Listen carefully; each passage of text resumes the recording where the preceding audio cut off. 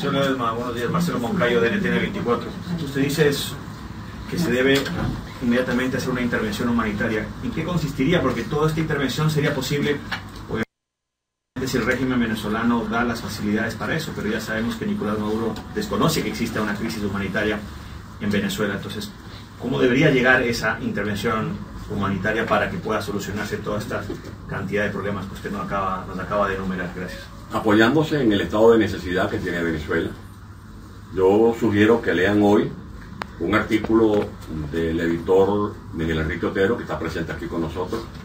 Ese artículo está publicado hoy, es revelador de la tragedia. Hay comparaciones de la situación de Venezuela con Siria, hay comparaciones de la hambruna que se vive en Venezuela con otros países pobres, pero que presentan síntomas mucho menos gravosos que la tragedia que vivimos en Venezuela.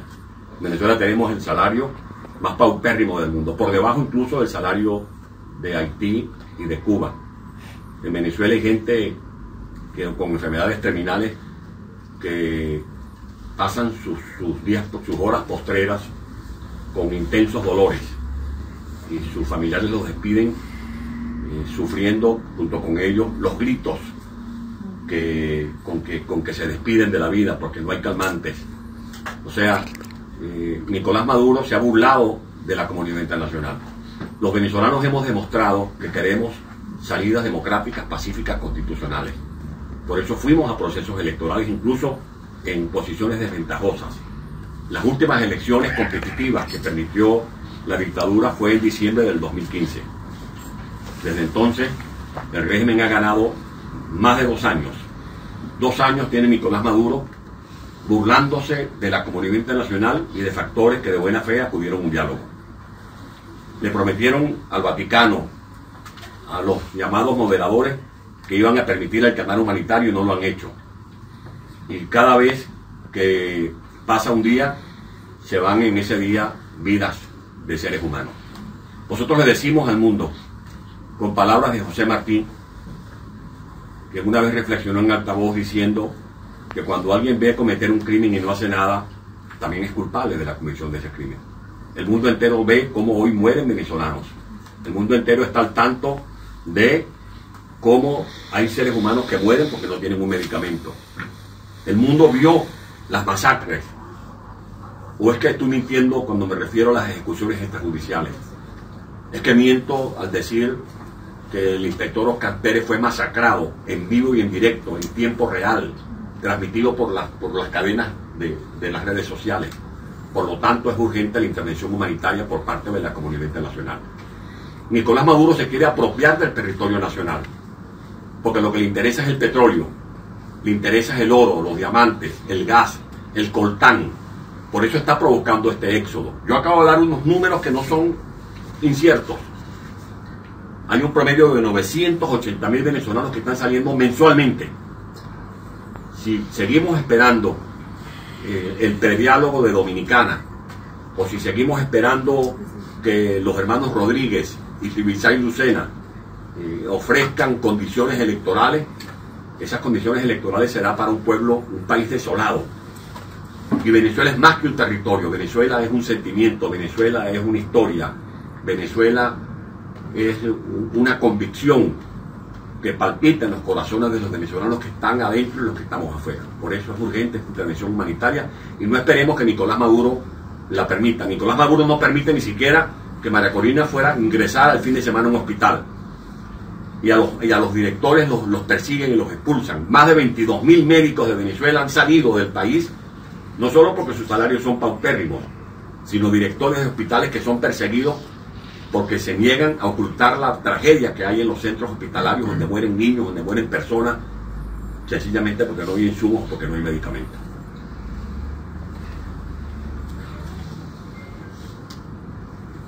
Si me permite, entonces le hago otra yo, porque... Sí. El Frente Amplio Venezuela Libre está convocando para este próximo sábado una manifestación en distintas capitales del mundo para rechazar lo que ellos ya califican un fraude electoral del presidente Maduro. ¿Ustedes apoyan esa concentración en esas capitales mundiales? Ya nosotros hemos rechazado ese fraude. Aquí el problema no es si dan elección, la vía electoral la cerró Maduro. No, para la hay vía manifestación, electoral. tipo de cosas. Cualquier manifestación que sea para reclamar justicia para Venezuela tiene el aval nuestro. Ahora, nosotros consideramos que la prioridad es pedirle a los venezolanos que están en el mundo que se manifiesten para respaldar la tesis de la intervención humanitaria con todas sus implicaciones. Para nosotros eso es urgencia. Lo demás es perder tiempo. Y lo decimos con la mano en el corazón. Porque mientras seguimos hablando o hacemos diálogo para buscar condiciones electorales, estamos enterrando a niños, estamos enterrando a nuestros abuelos, estamos enterrando a los venezolanos, o estamos viendo a los venezolanos con una mochilita huyendo del territorio nacional. Esa es la tragedia que hay que parar ya.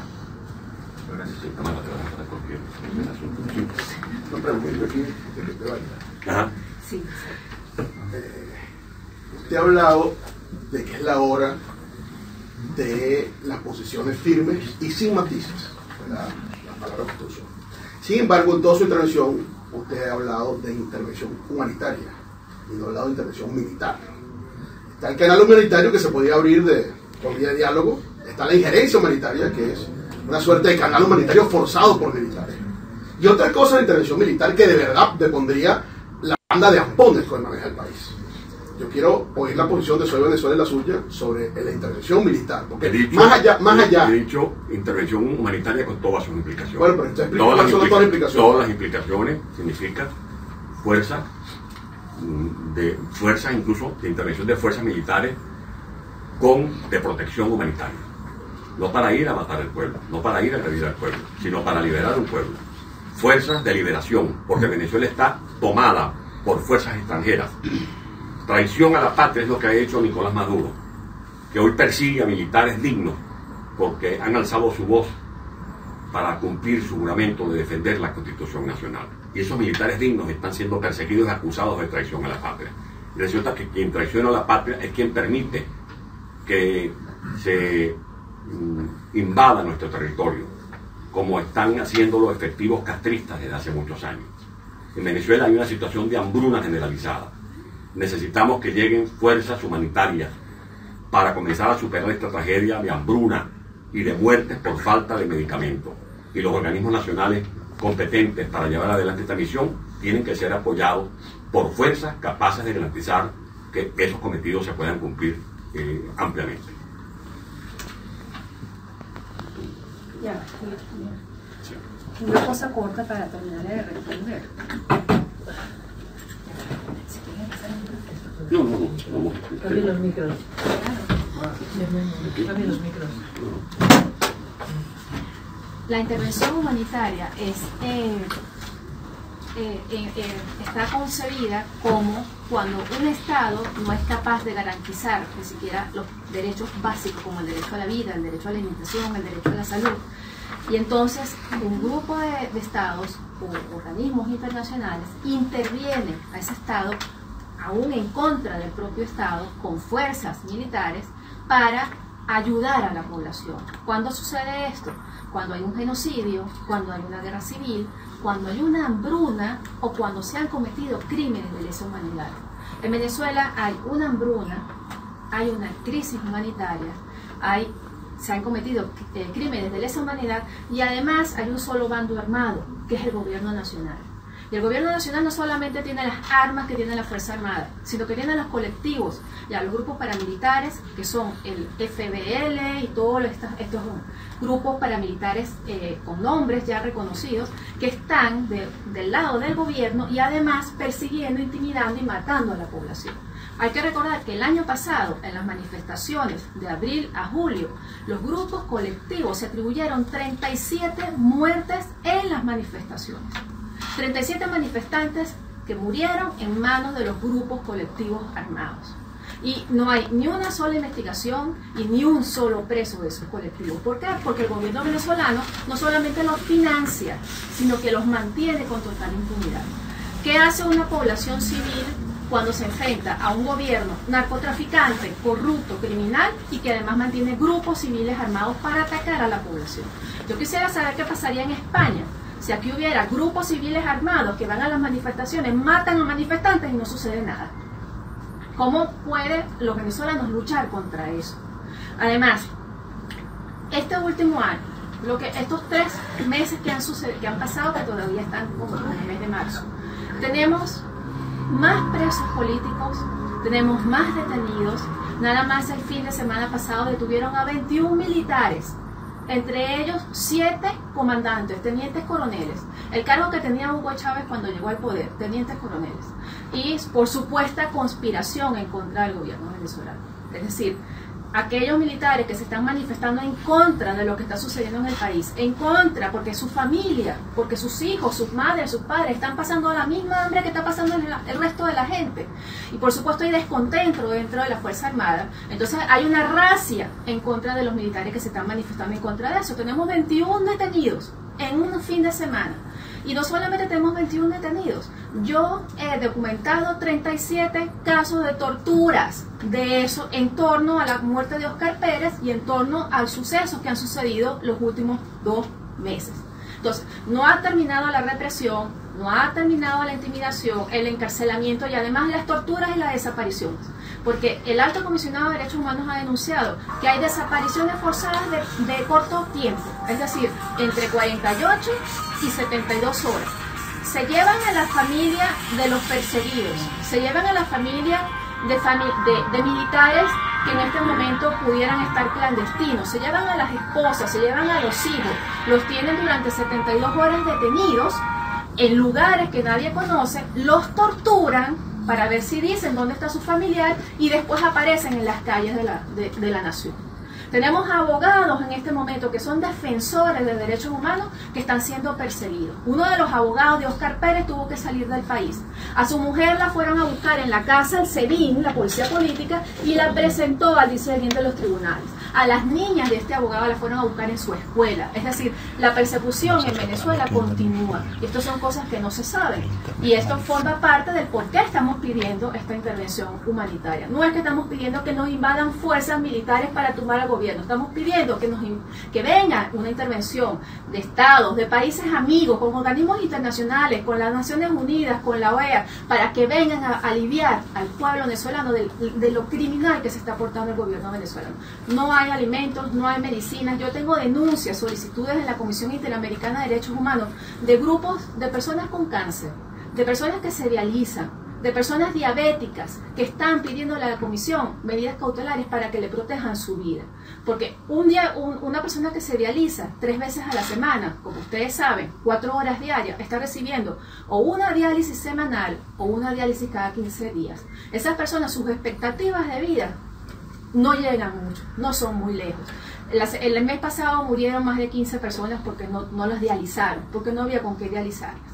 Entonces, fundamentando la intervención humanitaria, los venezolanos no podemos solos ante un gobierno criminal y corrupto, y además que él mismo niega que los países ayuden a Venezuela. Le ha negado a Brasil la asistencia médica, la asistencia de alimentos, le ha negado a Colombia la apertura de un canal humanitario. Es decir, simplemente no desea que los venezolanos salgan de esta crisis. ¿Y entonces qué hacemos? Yo quiero hacer un comentario porque mi padre murió precisamente de diálisis en Caracas, Venezuela. Y no solo porque no había tratamiento, como lo estás explicando tú claramente, para que quede, esto es una realidad que está ocurriendo en el país, sino porque tampoco hay vuelos. Hicimos, mi madre y yo, todo lo posible para sacarlo para Madrid, pero no hay vuelos. 3 semanas estuvimos en lista de espera para conseguir un vuelo, y 2 días antes de que íbamos a volar, después de esperar 3 meses, falleció mi padre en Caracas, en una diálisis en una de las mejores clínicas, porque ni en los hospitales públicos ni en los hospitales privados hay tratamiento de diálisis. Entonces esto lo tiene que saber la gente de fuera. Y mi padre era español y no pudo morir ni siquiera aquí en España porque no pudo salir de Venezuela, y murió de algo que nadie muere, porque ni en Cuba hoy la gente muere de diálisis, y en Venezuela sí. Y mi padre, Pedro Cordeiro Castillo, murió por diálisis en Venezuela. Es el escritor venezolano José Luis Cordeiro.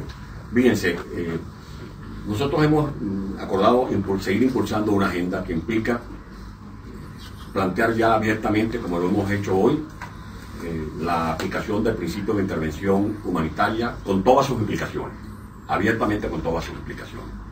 Este esquema lo vamos a desarrollar con una agenda de trabajo en todo el mundo, para conversar con los embajadores de la ONU estarán en Nueva York el embajador Diego Barria, el embajador Milos Alcalay, con todo un equipo.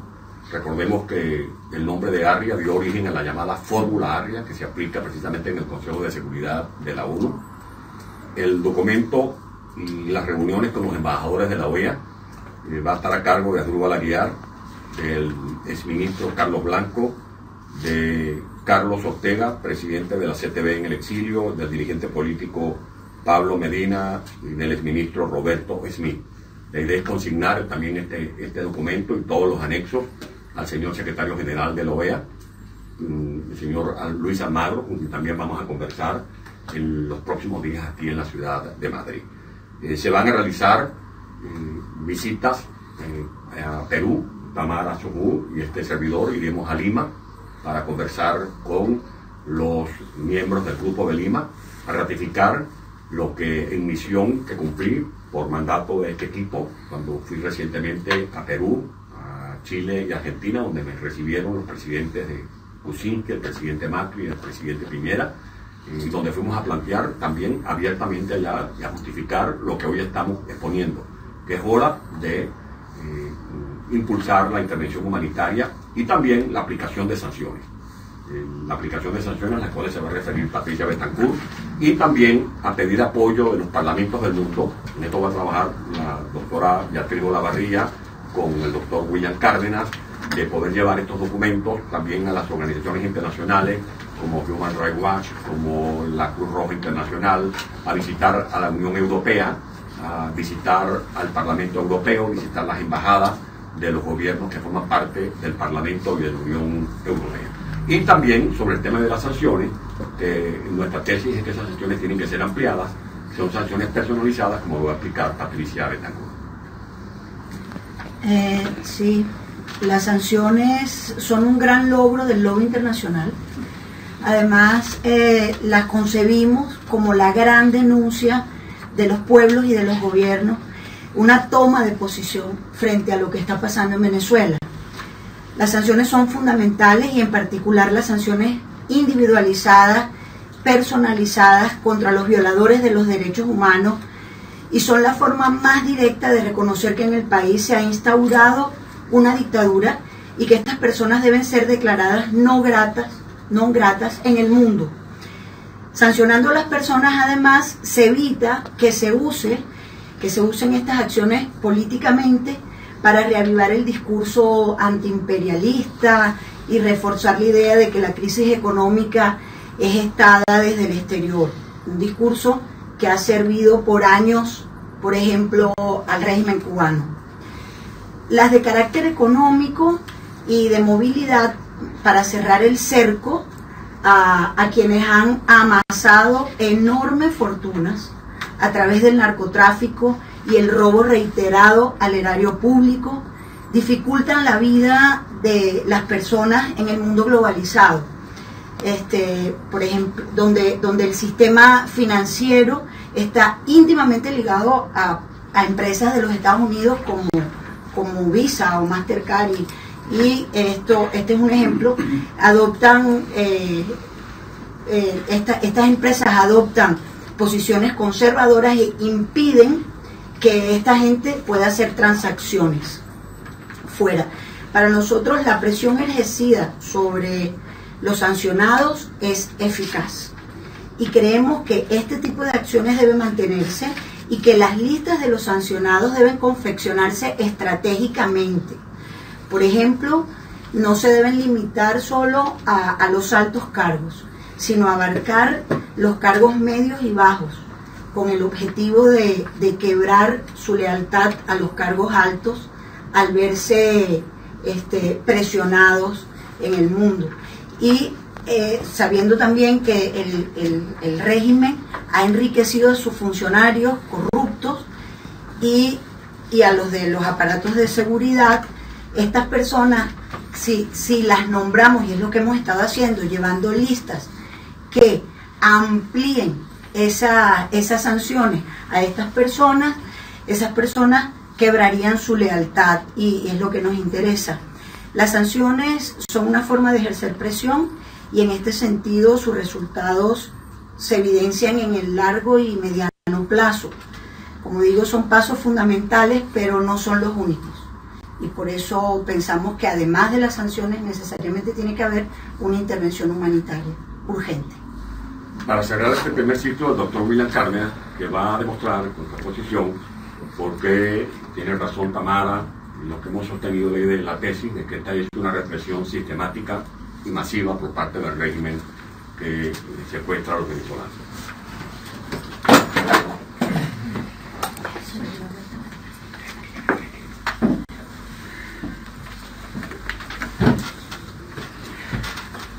Muy buenos días a todos. Muchísimas gracias al alcalde Antonio Ledesma por permitirme acompañarlos en esta importantísima actuación.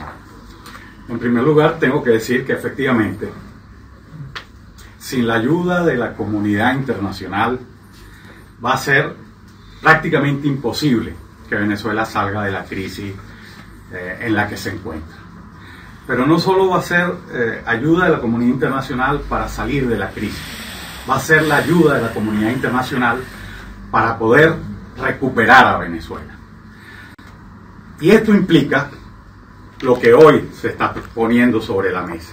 Esto implica la intervención humanitaria inmediata de la comunidad internacional para tratar de dar por finalizado este increíble martirio al que ha estado sometida la sociedad venezolana. Con el actual gobierno no van a llegar a Venezuela inversiones. Con el actual gobierno no hay ninguna posibilidad de recuperación. Con el actual gobierno no hay alimentos. No hay alimentos, no hay medicinas, porque estamos en manos de un régimen que está compuesto por personas que están involucradas en gravísimos crímenes de lesa humanidad, crímenes contra los derechos humanos, en crímenes económicos, en crímenes de vínculos con el narcotráfico y en crímenes que han evidenciado sus relaciones con el terrorismo internacional.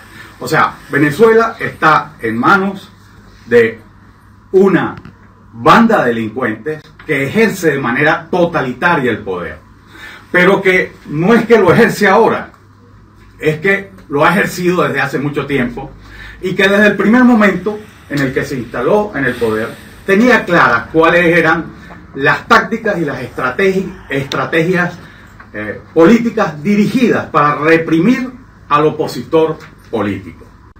Yo les voy a hacer un recuento de lo que han sido los últimos 15 años de la vida política de los venezolanos y cómo esos crímenes de lesa humanidad que se han cometido porque han ocurrido con absoluto conocimiento de lo que se hacía, obedeciendo a una estrategia absolutamente planificada desde las más altas magistraturas del Estado y a sabiendas de los resultados que se iban a provocar.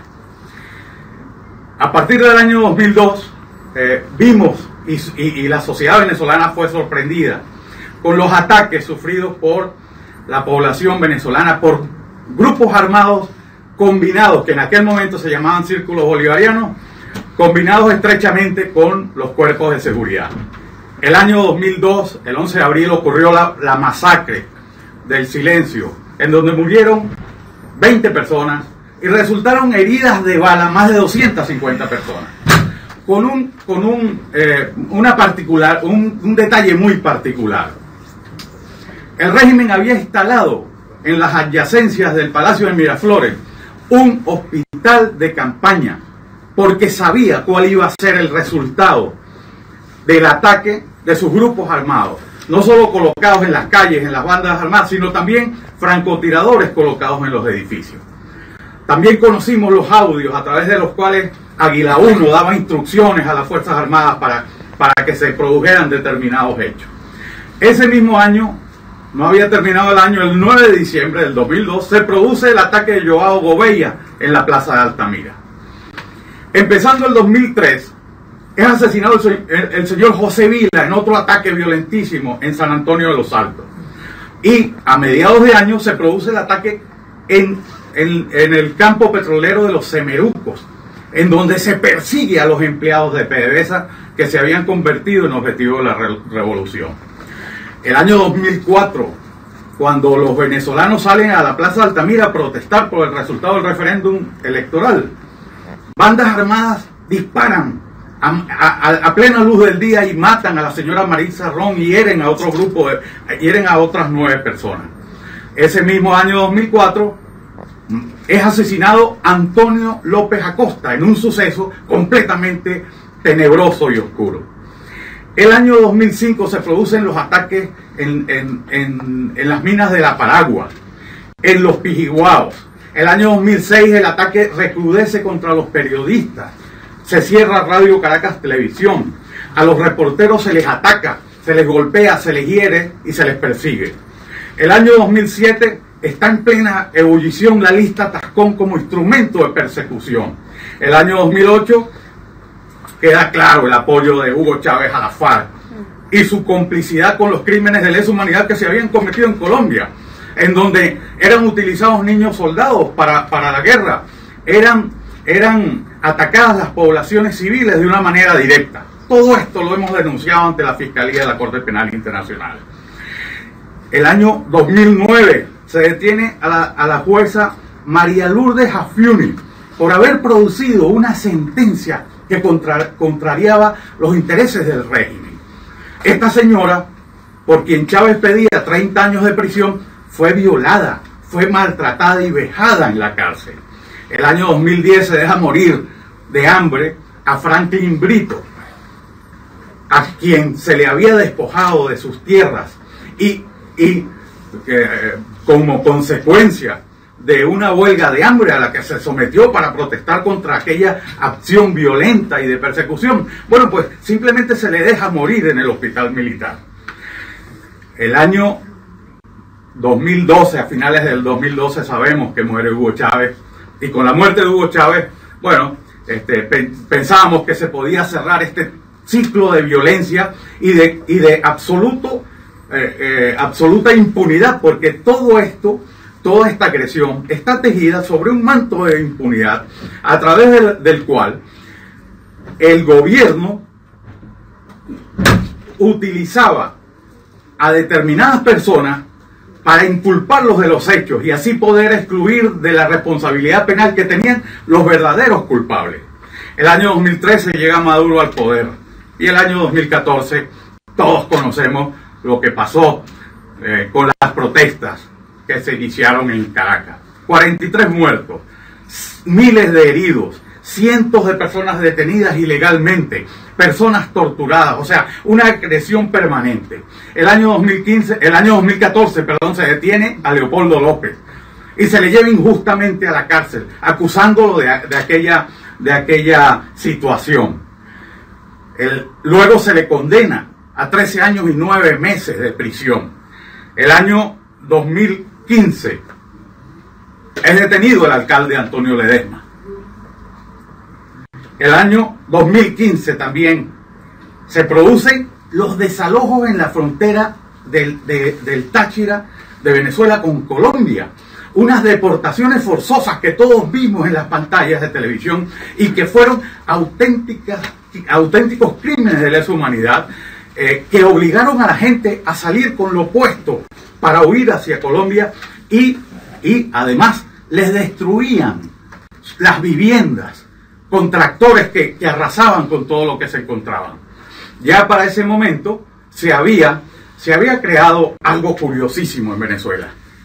La OLP, Operaciones de Liberación del Pueblo, que ejercían el terror absoluto en los barrios. Hace un momento Tamara mencionaba las ejecuciones que se cometieron de manera sumaria contra ciudadanos, algunos a los que se tildaba de delincuentes y otros simplemente que eran objetivo de la actuación política de la revolución.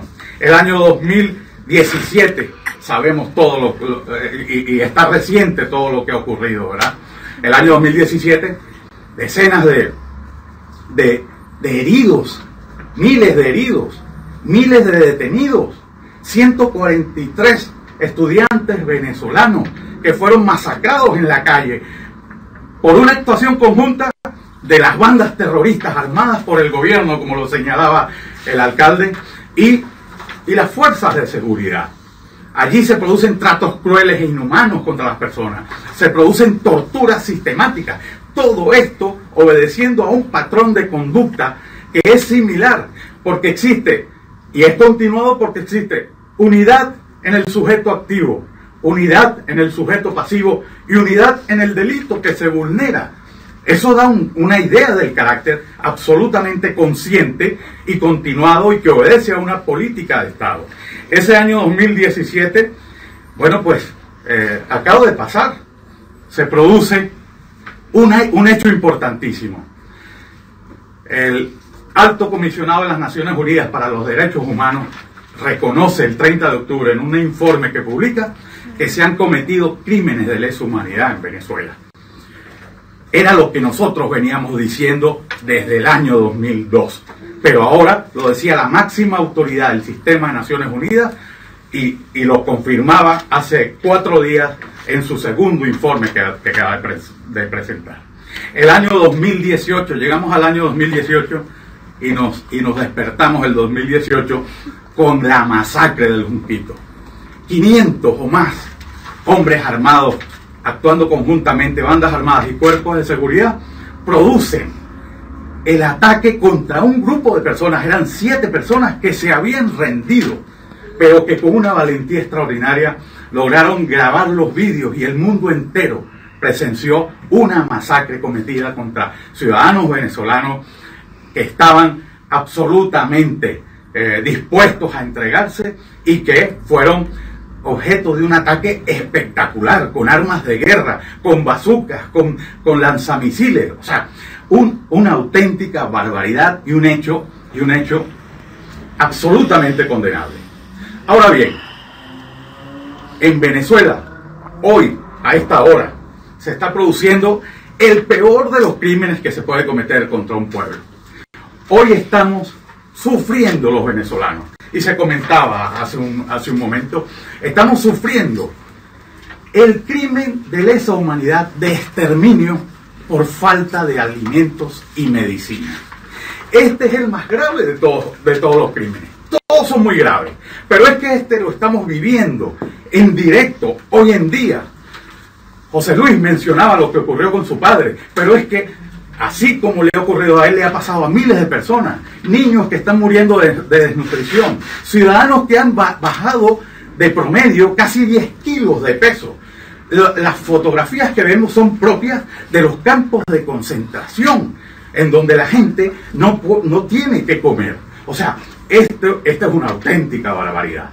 Han tenido que salir de Venezuela 3 millones de personas, han tenido que morir miles de personas, decenas de miles heridos, decenas de miles tratados de manera cruel y vejados, para que la comunidad, para llamar la atención, o sea, todo esto merece la más absoluta atención de la comunidad internacional. Y yo creo que ha llegado el momento. Ya la Corte Penal, la Fiscalía de la Corte Penal Internacional, el 8 de febrero pasado, acordó abrir un examen preliminar sobre Venezuela, y eso significa que la justicia internacional ya ha puesto su mirada en Venezuela. Pero ¿qué vamos a esperar? Vamos a esperar que se sigan muriendo miles de personas y que sigan sufriendo miles de personas todo este trabajo sistemático de violaciones a los derechos humanos. Yo creo que es absolutamente injusto. Han sido desterrados de Venezuela 3 millones de personas.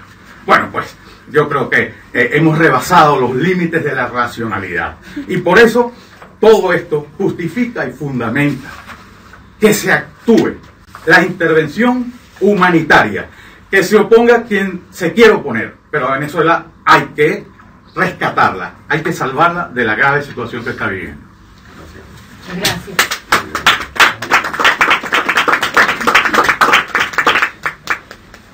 Bueno, si no hay ninguna otra pregunta, muchísimas gracias. Aquí. Yo quería solo sí, acotar algo, que si estamos hablando de intervención humanitaria, con todo lo que eso implique, yo creo que aquí sería bueno pensar cómo desde la oposición se le puede garantizar a los chinos, a los rusos, que son de algún modo quienes financian aquello, porque es así. Si nosotros pudiésemos a ellos garantizarles que cambiando de gobierno ellos no van a quedar por fuera, capaz, y la geopolítica diera un vuelco y en la ONU no se mirarían las caras y dirían, a ver, ¿cómo hacemos esto? Porque los chinos y los rusos no van a estar de acuerdo con el resto del mundo. Entonces yo quería saber qué opinión le merecía el hecho, o cómo pudiera eso transformarse en una realidad, que chinos y rusos, iraníes entiendan que si mañana cambia el gobierno ellos no van a quedar por fuera. Yo creo que eso sería sacarle una pata a la mesa y que aquello se tambalea un poco. Pero primero decir lo siguiente: nosotros hemos llegado a la conclusión que el propio régimen, porque le interesa, porque sabe que está huérfano de respaldo popular, lo dicen todas las encuestas, no tienen respaldo popular, por eso han cerrado las vías electorales. Sí. Nosotros hemos dado pruebas incontrovertibles de querer salidas electorales. Propusimos un referéndum revocatorio y nos aprobaron. Estaban planteadas las elecciones regionales por ley en diciembre de 2016 y le castraron ese derecho a los venezolanos. Hicimos un plebiscito con apego a nuestra Constitución Nacional y el régimen respondió instalando una fraudulenta constituyente que ha sido rechazada por la comunidad internacional, incluido el Alto Comisionado de Derechos Humanos, que dice que ese es un parapeto ilegítimo. Nosotros vimos a factores de la sociedad venezolana, de la oposición venezolana, dialogando en Dominicana. Prácticamente 2 años.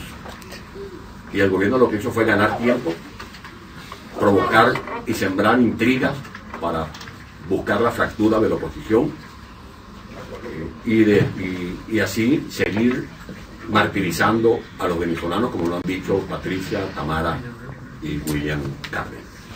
Nosotros creemos que es la hora de instalar en Venezuela un gobierno de transición, que se aplique esta intervención humanitaria con todas sus implicaciones, que se pueda organizar un proceso electoral limpio, que se pueda promover la instalación de un gobierno de unidad nacional, que se encargue de restablecer el Estado de Derecho, garantizar una atmósfera de gobernabilidad con seguridad jurídica, con confianza, con gobernabilidad, que vengan nuevas inversiones para desarrollar un plan de inversiones extraordinarias en infraestructura, recuperar nuestras carreteras, nuestras escuelas, nuestros comedores, nuestras universidades, nuestro sistema eléctrico, garantizar a la gente servicios esenciales de salud, de educación, de iluminación. En Venezuela, que es un país rico de energía, hay apagones todos los días. En Venezuela hay apagones hasta en el estado Bolívar, donde está el Guri. En Venezuela hay apagones en Valencia, en Maracaibo, donde están los grandes pozos petroleros. Nosotros vamos a necesitar de la comunidad internacional para reactivar la economía venezolana.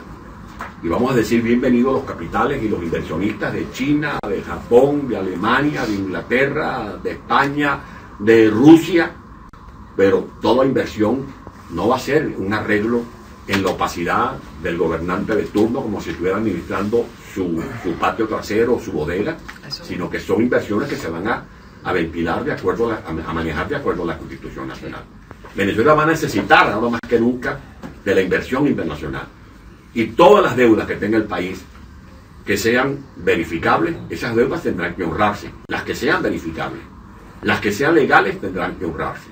Ahora sí tenemos que ser sinceros en que la idea que nosotros propugnamos es que cuando salgamos de esta dictadura y si está el nuevo gobierno, tiene que cesar el regalo de los recursos venezolanos. Porque no podemos seguir regalando nuestros recursos cuando el pueblo se está muriendo de hambre. Primero hay que poner orden en la casa. Primero hay que resolver los problemas de hambruna. Primero hay que resolver el problema de las plantas físicas de escuelas y de hospitales, equipar nuestros centros de salud, garantizar que los jóvenes tengan oportunidades, promover el plan Vuelvan Caras, en homenaje al general José Antonio Páez. El plan Vuelvan Caras que es el plan para organizar, para planificar el retorno progresivo de los venezolanos que están actualmente en el exterior, para que también sean coprotagonistas con los venezolanos que están dentro del país en el proceso de reconstrucción de PDVSA, de las empresas básicas, de los sistemas eléctricos, de los sistemas de generación de agua potable, de los sistemas hospitalarios. O sea, hay mucho trabajo por delante. Y nosotros queremos reinsertarnos en la comunidad democrática internacional, devolverle la majestad a la diplomacia, que la diplomacia no sea de compadres, que la diplomacia no sea de amigotes, que la democracia no sea, la diplomacia no sea de caprichos ni de proyectos anacrónicos, sino que la diplomacia se corresponda con lo que dice la Constitución Nacional de Venezuela, devolverle la decencia al servicio público venezolano. Amén. Hablabas no solo de la crisis humanitaria, todos, que crisis de comida, crisis de medicina, pero también tocaste el tema de inversiones y la crisis económica. Venezuela está en una hiperinflación. Y yo trabajé en el Ecuador, en el plan de dolarización había también una hiperinflación, e inmediatamente al dolarizar se eliminó la hiperinflación y el salario mínimo, que era $40, ha llegado a $400, y en dólares de verdad. Entonces, ¿no sería la dolarización una fase rápida para estabilizar la economía y acabar la hiperinflación? Nosotros no queremos adelantarnos, simplemente debemos decir que hay que poner orden en el desorden cambiario. Hay que resolver de entrada el problema cambiario en Venezuela. No podemos seguir con 2, 3 tipos, 4 tipos de cambio. En segundo lugar, hacer una política comercial con aranceles establecidos y definidos, protegiendo siempre lo que son importaciones de alimentos y medicinas. Que hay que desarrollar una política impositiva con un nuevo IVA, donde se contemple también una administración tributaria transparente, que hay que ponerle fin a esos endeudamientos indiscriminados, que Venezuela necesita una política financiera y monetaria, y eso comienza por colocar en el Banco Central de Venezuela al mejor de los venezolanos, que los hay, venezolanos probos, venezolanos dignos, venezolanos prestigiosos, para devolverle también la jerarquía al Banco Central de Venezuela, que se ha convertido en los últimos años en una comisaría política de la dictadura. Esos son pasos que están en nuestros planes. Es bueno que los venezolanos sepan que no estamos invitándolos a dar un salto al vacío. Hay planes, hay proyectos para el día después, hay proyectos concretos. Tenemos el mejor talento, gente valiosísima, gente competente, gente que ya está escribiendo qué vamos a hacer con la salud, qué vamos a hacer con las escuelas, qué vamos a hacer con el petróleo, qué vamos a hacer con el gas, qué vamos a hacer con nuestros centros universitarios, porque estamos convencidos que el gran recurso de Venezuela tiene que ser la educación. Esa tiene que ser la prioridad de un nuevo gobierno en Venezuela, cuando salgamos de esta dictadura. La educación primero, segundo la educación, tercero la educación, cuarta la educación, porque tenemos que convencernos que la única manera de dejar de ser un país rentista es precisamente usando el petróleo como un recurso que promueva el desarrollo integral de Venezuela, y eso comienza por apuntalar el desarrollo del talento venezolano. Hace algunos días escribía el doctor Miguel Enrique Otero un programa en prácticamente unas ideas concretas de lo que tenemos que hacer en Venezuela.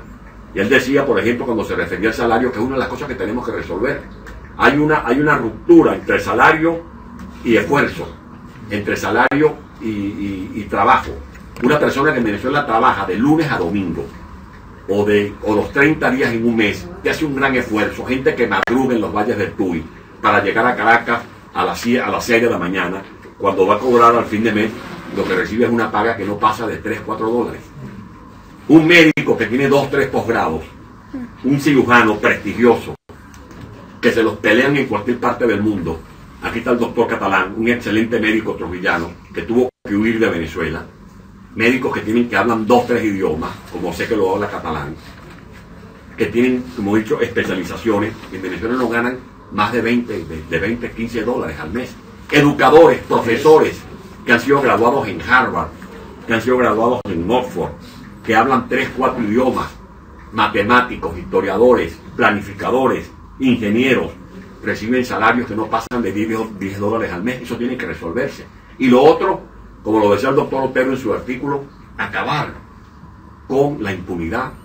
Esta dictadura, si algún daño ha hecho, es el daño moral, de hacerle querer ver al pueblo que se puede cometer cualquier atraco, cualquier robo y no pasa nada, que se roban el petróleo y no pasa nada, que se roban el oro y nadie sabe dónde están las reservas en oro y no pasa nada, que se roban los dólares de Cadivi y no pasa nada, que se roban los alimentos que dejan podrir en los puertos y no pasa nada, que se roban los equipos médicos y no pasa nada. No, eso tiene que acabarse, tiene que haber responsabilidad, porque derechos sin responsabilidad son privilegios, y eso es antipático, eso es odioso, eso nada tiene que ver con la idea del progreso y de la justicia social.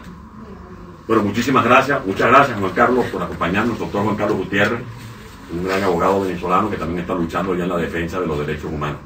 Gracias.